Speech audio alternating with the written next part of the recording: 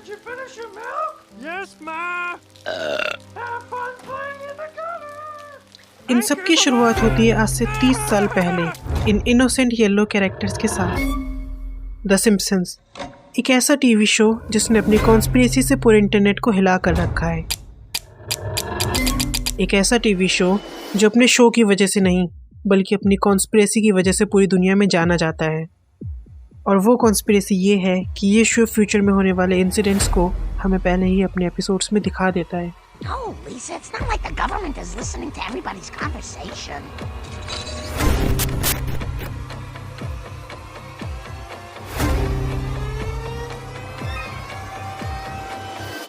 अब यहाँ पे कुछ लोगों का ये कहना है कि ये सिर्फ एक कोइंसिडेंस है और वहीं पे कुछ लोगों का ये कहना है कि ये सिर्फ एक कोइंसिडेंस नहीं है। इस शो के राइटर्स हमारे फ्यूचर के बारे में पहले से सब कुछ जानते हैं। इस शो के राइटर्स टाइम ट्रैवलर्स हैं या फिर ये किसी ऐसे ऑर्गेनाइजेशन का हिस्सा हैं जो हमारे वर्ल्ड को सीक्रेटली कंट्रोल करती है। और ये लोग ऐसा इसीलिए कहते हैं क्योंकि सिम्पसन्स ने रियलिटी में बहुत से प्रेडिक्शंस ऐसी की हैं जिनको देख के मुंह से सिर्फ एक ही वर्ड निकलता है, हाउ। तो क्या सच में शो के पीछे कोई अननोन सुपरनैचुरल पावर है जो हमें कुछ बताना चाहती है, या फिर रियलिटी कुछ और है? Let's find.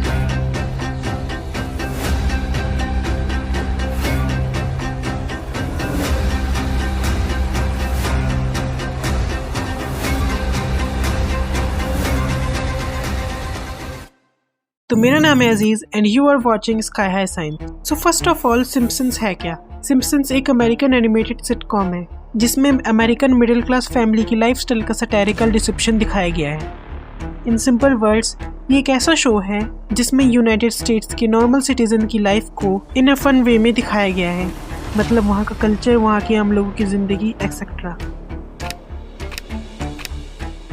इस शो का फर्स्ट एपिसोड आज से 30 साल पहले 17 दिसंबर 1989 को टेलीकास्ट किया गया था फॉक्स नेटवर्क पर, जिसके बाद इसने 1989 से लेकर आज तक 35 seasons, 757 episodes and 1 movie cover किए हैं।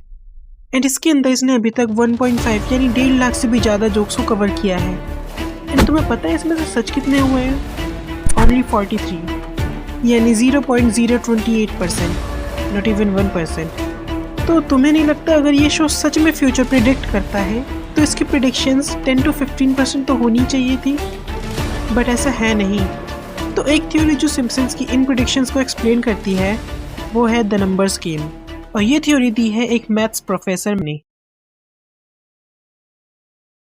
Well, Matt Zaremski, an assistant math professor at the University of Albany, might not think so. According to Zaremski, in 29 seasons, the show made about 120,000 jokes, with the assumption that the show kept the average pace of about 8.54 jokes per minute. This number was based off of the first 12 seasons. If The Simpsons got about 20 predictions right, I'm not gonna read the whole thing. This only comes out to about a 1.6% success rate.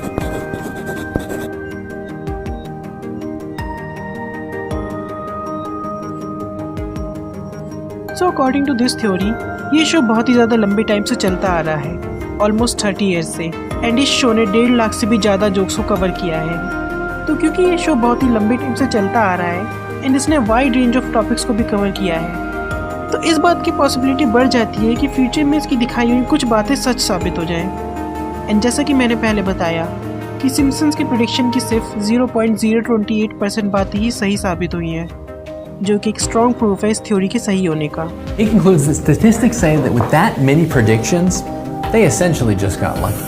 1.5 lakh jokes में से सिर्फ 43 का सच निकलना कोई बड़ी बात नहीं है, बट एक बात यहाँ पर बड़ी है। सी, नंबर्स गेम की ये थ्योरी सिम्पसन्स की इन प्रेडिक्शंस को एक्सप्लेन तो करती है, बट पूरी तरह नहीं। सिम्पसन्स ने कई सारी प्रेडिक्शंस की हैं, जैसे flat TV, smart watches, flip phones etcetera. इन सब चीज़ों की प्रेडिक्शन करना कोई मुश्किल काम नहीं है, क्योंकि ये सारी प्रेडिक्शन साइंस एंड टेक्नोलॉजी के बेस पे होती है। अब जैसे कि हमें ऑलरेडी पता है कि फ्यूचर में फ्लाइंग कार्स एंड हाइपरलूप जैसी टेक्नोलॉजी एग्जिस्ट करेंगी, लेकिन इसका मतलब ये तो नहीं हुआ ना कि हमने फ्लाइंग कार्स एंड हाइपरलूप की प्रेडिक्शन की है। हमें पहले से पता है कि ऐसा होने वाला है, क्योंकि हमें ये बात पता है कि हमारे scientist and engineers in technologies पर वर्क कर रहे हैं। तो आज से 10 साल पहले इन सारी चीज़ों की प्रिडिक्शन करना कोई मुश्किल काम नहीं है। मुश्किल तब आती है जब सिम्पसन्स सारी हदें पार कर देता है। Siegfried and Roy tiger incident को सिम्पसन्स ने 10 साल पहले प्रिडिक्ट कर लिया था। डिज्नी फॉक्सडेल 19 साल पहले, ट्रम्प प्रेसिडेंसी 17 साल पहले, ग्रीक डेब्ट क्राइसिस 3 साल पहले, डिस्कवरी ऑफ हिग्स बोसॉन 16 साल पहले। ये सारी प्रिडिक्शंस ऐसी हैं जिनका कर पाना नामुमकिन है। ये सब सिर्फ एक कोइंसिडेंस तो बिल्कुल भी नहीं हो सकता। ये सब चीज़ें इंटेंशनली शो में दिखाई गई हैं। तो क्या सिम्पसन्स के राइटर्स के पास सच में कोई टाइम मशीन है जिससे वो फ्यूचर देख पाते हैं, या फिर उन्हें हमारी दुनिया के बारे में कुछ ऐसी बातें बताएं जो शायद हमें नहीं पता। Today is also a special day because we hear 2 presentations from the 2 experiments, Atlas and CMS, on their update on a search for a certain particle. Conclude by saying that we have observed a new boson with a mass of 125.3 plus or minus 0.6 GeV at 4.9 standard deviations. Discovery of Higgs boson. तो अगर तुम्हें नहीं पता तो Higgs boson one of the most important particle है हमारे universe का। इसकी डिस्कवरी ईयर 2012 में हुई थी एंड इसकी डिस्कवरी ने साइंस के फील्ड में रेवोल्यूशन ला दिया था। अब यहाँ पर ये बात निकल कर आती है कि ये पार्टिकल ऑलरेडी सिम्पसन्स में दिखाया जा चुका है। सिम्पसन्स के एक एपिसोड में इस शो का एक मेन कैरेक्टर बोर्ड पर एक इक्वेशन लिखता है जो कि हिग्स बोसॉन की इक्वेशन सिर्फ इतनी दूरी पर थी। मतलब सीरियसली हमारे यूनिवर्स के one of the most important particle के बारे में इस शो को ऑलरेडी पता था। इतनी बड़ी डिस्कवरी और वो भी 14 साल पहले, ये किसी भी तरीके से कोइंसिडेंस नहीं हो सकता। अब यहाँ पे सवाल ये आता है कि क्या सिम्पसन्स को पहले से इसके बारे में पता था, और अगर पता था तो कैसे, और अगर नहीं तो इस बोर्ड पे ये एक रियल इक्वेशन क्या कर रही है। तो सवाल तो बहुत हो गए, अब बारी है उनके जवाब ढूंढने की। तो इस मिस्ट्री को सॉल्व करना कहीं से भी आसान नहीं था। मैंने इसके बारे में जब इंटरनेट पर रिसर्च करना स्टार्ट किया तो मुझे इसका कोई आइडिया नहीं था कि स्टार्ट कहाँ से करना है, जाना कहाँ है और ये कंप्लीट कैसे होगा। कभी कभी तो ये भी लगता था कि शायद मैं इस वीडियो को कंप्लीट ही ना कर पाऊँ, क्योंकि मेरी लाइफ की अभी तक की सबसे ज़्यादा कॉम्प्लेक्स वीडियो थी। बट देन कहानी में आता है एक ट्विस्ट, और वो ये कि सिम्पसन्स ने कभी हिग्स बोसॉन को डिस्कवर किया ही नहीं था। असल में सिम्पसन्स ने अपने शो में जो इक्वेशन दिखाई थी उस इक्वेशन को 1960s में फिजिसिस्ट ने पहले ही प्रेडिक्ट कर लिया था। मींस सिम्पसन्स के शो में दिखाने से अप्रॉक्स 20 से 30 साल पहले। बस इस इक्वेशन को प्रैक्टिकली प्रूव 2012 में किया गया है। सिम्पसन्स को डिफरेंट राइटर्स ने लिखा है, और सिम्पसन्स के जो राइटर्स हैं वो बहुत ही ज़्यादा टैलेंटेड हैं। इस शो को mathematicians, physicist, socialist and economist जैसे अपनी फील्ड में मास्टर लोगों ने डायरेक्ट किया है। तो इस बात में हमें कोई हैरानी नहीं होनी चाहिए कि इसमें हमें रियल साइंटिफिक एंड इकोनॉमिक चीज़ें देखने को मिले। एंड जिस एपिसोड में ये इक्वेशन दिखाई गई थी उस एपिसोड की स्टोरी लाइन कुछ ऐसी थी कि उस शो के मेन कैरेक्टर होमर को साइंटिस्ट बनना था, और क्योंकि सिम्पसन्स के इस शो को लिखने वाला खुद एक मैथमेटिशियन है तो ऑब्वियसली उसे भी इस इक्वेशन के बारे में पता होगा, एंड इसीलिए उस शो के राइटर ने वहाँ पे रियल इक्वेशन का यूज़ किया। तो क्योंकि सिम्पसन्स की जो सबसे बड़ी मिस्ट्री थी वो अब सॉल्व हो चुकी थी, तो मैं सिम्पसन्स की और फेमस प्रेडिक्शन को सॉल्व करने में लग गया। एंड देन एक हफ्ते की मेहनत के बाद मैंने फाइनली वो चीज़ें ढूंढ ली जो इन सारे प्रेडिक्शंस को एक्सप्लेन करती हैं। नाउ मैं आपको सिम्पसन्स की कुछ फेमस सो कॉल्ड प्रेडिक्शंस की सच्चाई को एक्सप्लेन करूँगा, एंड देन मैं आपको सिम्पसन्स के पीछे की सारी कहानी एक्सप्लेन करता हूँ। So first, Siegfried and Roy tiger incident. Now let's understand this with an practical example. मैं तुम्हें 2 वर्ड्स बोलता हूँ, एक ह्यूमन एंड टाइगर। नाउ इसकी बेस पे तुम्हें एक सिनेरियो इमेजिन करना है। तो मुझे बताओ तुम्हारे माइंड में सबसे पहले क्या सिनेरियो इमेजिन होगा? ऑब्वियसली मोस्ट ऑफ द लोगों के माइंड में यही आएगा कि वो टाइगर उस इंसान को मार देगा, और सिम्पसन्स ने सेम इसी चीज़ को अपने शो में दिखाया है। ये कोई प्रेडिक्शन नहीं है और ना ही ये कोई कोइंसिडेंस है, ये सिर्फ एक कॉमन सेंस है। तुम खुद सोचो, अगर 2 लोग एक शो करवाते हैं जिसमें वो टाइगर से स्टंट करवाते हैं, तो ये सोचने में कितना टाइम लगेगा कि किसी पॉसिबिलिटी में यही टाइगर उनके ऊपर ही अटैक कर दे। ऑब्वियसली एट फर्स्ट साइट हमारे माइंड में यही आएगा, नो डाउट। न जाने कितने ऐसे ही इंसिडेंट्स आए दिन हमारी दुनिया में रोज होते हैं। So it's just a common sense. और ये शो इतना पॉपुलर क्यों था? इसीलिए तो ना कि वो टाइगर से शो करवाते थे, जिससे स्टंट करवाना कोई आसान काम नहीं है। लोग तो कैट्स एंड डॉग्स से भी स्टंट करवाते हैं, वो तो इतना फेमस नहीं होते। Now let's talk about Trump presidency. तो सबसे पहले मैंने जब इसके बारे में सुना था, then I was shocked too, क्योंकि कोई ये बात कैसे बता सकता है कि आज से 16 साल बाद कौन यूएसए का प्रेसिडेंट होगा। और ना ही सिर्फ ये, बल्कि ये भी बताया कि ट्रम्प प्रेसिडेंसी के टाइम पे यूएसए की इकोनॉमी का डाउनफॉल भी होगा। ये कोई कोइंसिडेंस तो नहीं हो सकता, और सिम्पसन्स सच में फ्यूचर प्रेडिक्ट करता है, ये बात मैं मान नहीं सकता। देन मैंने सिम्पसन्स के बारे में और रिसर्च करना स्टार्ट किया, but in the and I didn't get a clue. But फिर मैंने अपना ट्रैक थोड़ा सा शिफ्ट किया और मैंने उस particular episode and Donald Trump के करियर के ऊपर रिसर्च करना स्टार्ट किया। And guess what, mystery solved. जिस एपिसोड में सिम्पसन्स ने ट्रम्प को एज ए प्रेसिडेंट दिखाया था, उस एपिसोड का नाम था Bart to the future, 11th season 17th episode. इस शो को ईयर 2000 में टेलीकास्ट किया गया था। एंड नाउ जब मैंने ट्रम्प के पॉलिटिकल करियर को स्टडी किया तो मुझे मिला कि ट्रम्प भी ईयर 2000 में फर्स्ट टाइम प्रेसिडेंशियल इलेक्शन के लिए लड़ रहे थे। From his earliest public appearances, Donald Trump was laying the groundwork for a presidential run. जिसकी वजह से उन्हें मीडिया कवरेज तो मिली, बट बाद में उन्होंने अपना नाम विड्रॉ कर लिया। Trump decided not to run then, citing issues with the Reform Party. और सिर्फ इतना ही नहीं, 1990s में ट्रम्प को 6 बार बैंकरप्टीज का भी सामना करना पड़ा था। अब जैसा कि मैंने आपको पहले बताया कि सिम्पसन्स अमेरिका का सटायरिकल डिसेप्शन दिखाता है, मतलब एक तरह से सिम्पसन्स अमेरिका की रियलिटी को मजाक के रूप में दिखाता है। और क्योंकि डोनाल्ड ट्रम्प को बहुत मीडिया कवरेज ऑलरेडी मिल चुकी थी, तो सिम्पसन्स ने भी इसके ऊपर एक एपिसोड बना दिया। और उस एपिसोड में जो अमेरिका की इकोनॉमी का डिक्लाइन दिखाया गया, वो इसीलिए दिखाया गया है क्योंकि जो इंसान खुद 10 साल के अंदर 6 बार बैंकरप्ट हो सकता है, वो देश की इकोनॉमी का क्या हल करेगा, ये बात किसी को बताने की ज़रूरत नहीं है। Disney Fox deal, year 1998, season 10, episode 5, when you dish upon a star.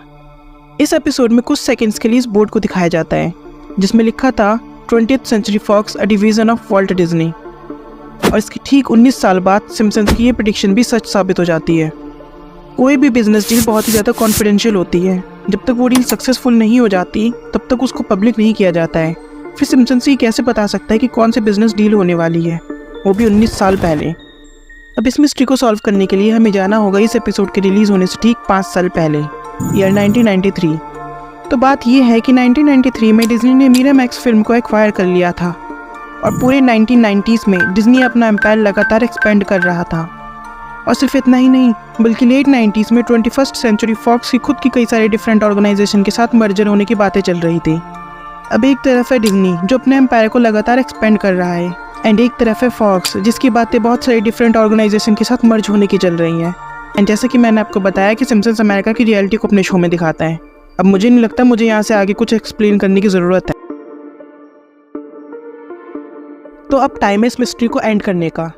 Simpson's के सारे प्रेडिक्शंस को 8 चीज़ें एक्सप्लेन करती हैं: coincidence, technological advancement, common sense, highly educated production team, satirical deception of the show, selective human memory, misleading content and inspiration. तो देखो, जितनी भी स्मार्ट वॉचेस, फ्लैट टीवी जैसे प्रेडिक्शन है, तो ऐसी प्रेडिक्शन करना कोई बड़ी बात नहीं है, क्योंकि सबको पता है कि टेक्नोलॉजी हमेशा इवॉल्व होती रहती है और ये कभी नहीं रुकेगी। Next is coincidence, common sense, satirical deception and highly educated production team. Now see, Disney Fox deal, Trump presidency, Siegfried and Roy's tiger incident, इन सारे प्रेडिक्शन और इनके जैसे सारे प्रेडिक्शन को ये चारों चीज़ें बहुत ही ज़्यादा अच्छे से एक्सप्लेन करती हैं। तो देखो, सबसे पहले सिम्पसन्स के हाईली एजुकेटेड डायरेक्टर्स सोसाइटी में क्या चल रहा है इसको स्टडी करते हैं। देन वो इसके ऊपर रिसर्च करते हैं कि इसमें से क्या आउटकम्स हो सकते हैं। उसके बाद वो मोस्ट पॉसिबल आउटकम को अपने शो में दिखाते हैं ताकि लोग उससे ईजिली रिलेट कर सकें। एंड देन क्योंकि ऑलरेडी उस इंसिडेंट की प्रोबेबिलिटी बहुत ही ज़्यादा हाई होती है सच होने की, उनकी वो बातें कोइंसिडेंटली सच हो जाती हैं। तो तुमने देखा कि कैसे ये सारे फैक्टर्स एक के बाद एक सिम्पसन्स की प्रेडिक्शन को एक्सप्लेन करते हैं। But the point is, Simpsons ने 1.5 लाख से भी ज़्यादा जोक्स को कवर किया है, जिसमें से आज तक सिर्फ 43 ही सही हुए हैं, मीन्स ओनली 0.028%, जो कि दिखाता है हम ह्यूमंस की सिलेक्टिव मेमोरी को। हमारा ध्यान उन 1,49,957 बातों पे नहीं जाता जो सच नहीं हुई, बट उन 43 बातों पे जाता है जो सच हो गई। नेक्स्ट फैक्टर इज इंस्पिरेशन, और इंस्पिरेशन का जो सबसे बेस्ट एग्जांपल है वो है सिम्पसन्स में एक बेसबॉल टीम दिखाई जाती है जिसका नाम होता है स्प्रिंगफील्ड आइसोटोप्स। एंड सिम्पसन्स की ये बात भी सच हो जाती है, लेकिन जब इस प्रेडिक्शन की चेकिंग होती है तो उसमें पाया जाता है कि इस टीम के ओनर ने एक पोल रन किया था कि उसकी टीम का क्या नाम होना चाहिए, और सिम्पसन्स के फैंस ने ही टीम का ये नाम सिलेक्ट किया था। और लास्ट थिंग जो इस कॉन्स्पिरेसी को फैला रहा है वो है मिसलीडिंग कंटेंट। मतलब लोग अपनी वीडियो चलाने के लिए कोई सा भी एपिसोड उठाएंगे, बोल देंगे कि देखो सिम्पसन्स ने ये भी प्रेडिक्शन की थी। जैसे कि ओशन गेट वाला इंसिडेंट, उस एपिसोड में ओशन गेट से रिलेटेड कुछ था भी नहीं, लेकिन फालतू में ये लोग अपनी अंधविश्वास की दुकान चलाने के लिए उल्टे सीधे क्लेम करते रहते हैं। 2003 में सिम्पसन्स में हॉर्स मीट स्कैंडल दिखाया जाता है, और जब 2013 में यूरोप में सेम चीज़ होती है तो सिम्पसन्स प्रेडिक्शन। यार चाइना में लोग डायनासोर के हड्डियों का सूप बना के पीते हैं, हॉर्स मीट स्कैंडल तो कुछ भी नहीं है इसके सामने। बाहर के देशों में ये सब चीज़ें बहुत कॉमन है। तो अभी तक मैंने तुम्हारे सामने इतने सारे प्रूफ्स रख दिए हैं एंड प्रेडिक्शंस को भी एक्सप्लेन कर दिया है। मैं तुम्हें सारे प्रेडिक्शंस को तो एक्सप्लेन नहीं कर सकता, लेकिन अगर तुम्हें किसी प्रेडिक्शन की रियलिटी को जानना है तो मैंने जो 8 रीजंस बताए हैं इनके हिसाब से प्रेडिक्शंस को डीकोड करने की कोशिश करना, और तुम्हें उसके पीछे का रियल रीज़न ज़रूर मिल जाएगा। सो मेरा काम तो हो गया, अभी तुम्हारे ऊपर है कि तुम्हें क्या मानना है। Now thanks for watching, and if you really liked this video then click the like button, and if you like scientific content then subscribe my channel. See you next time.